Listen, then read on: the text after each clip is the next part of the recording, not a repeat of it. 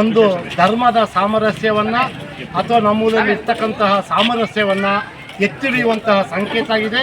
ಇದೇ ರೀತಿ ದೇಶದ ಎಲ್ಲ ಭಾಗಗಳಲ್ಲೂ ಕೂಡ ಈ ಒಂದು ಪ್ರಕ್ರಿಯೆ ನಡೆದರೆ ನಮ್ಮ ದೇಶದಲ್ಲಿ ಶಾಂತಿ ಸುವ್ಯವಸ್ಥೆ ಉತ್ತಮವಾಗಿದ್ದು ದೇಶದ ಪ್ರಗತಿಯನ್ನು ಸಾಧಿಸುತ್ತೆ. 3ನೇ ವರ್ಷದ ನಡೆಸಲಾಗುತ್ತಿದ್ದು ಇದಕ್ಕೆ ಸಹಕರಿಸಿದ ನಮ್ಮ ಕಿತ್ತೂರಿನ ಸುತ್ತಮುತ್ತಲಿನ 18 ಕುಟುಂಬ ಸಹಕಾರ ಕೊಟ್ಟು ಇವತ್ತು ವಿಜೃಂಭಣೆಯಿಂದ ಹನುಮ ಜಯಂತಿಯನ್ನು ನಡೆಸಲಾಗುತ್ತಿದೆ. ಈ ದಿನ ಅನ್ನದಾಸೋಹವನ್ನು ನಡೆಸುತ್ತಾ ಬಹಳ ಜನ ಸಾವಿರಾರು ಸಂಖ್ಯೆಯಲ್ಲಿ ಬಂದು ಅನ್ನದ ಪ್ರಸಾದವನ್ನು ವಿನಿಯೋಗಿಸ್ತಾ ಇವತ್ತು ಎಲ್ಲರಿಗೂ ಸಹಕರಿಸಿದ ಎಲ್ಲರಿಗೂ ಧನ್ಯವಾದಗಳನ್ನು ಹೇಳ್ತಾ ನನಗೆ ಮಾತಾಡೋಕ್ಕೆ ಅವಕಾಶ ಕೊಡಿಸ್ತೇನೆ.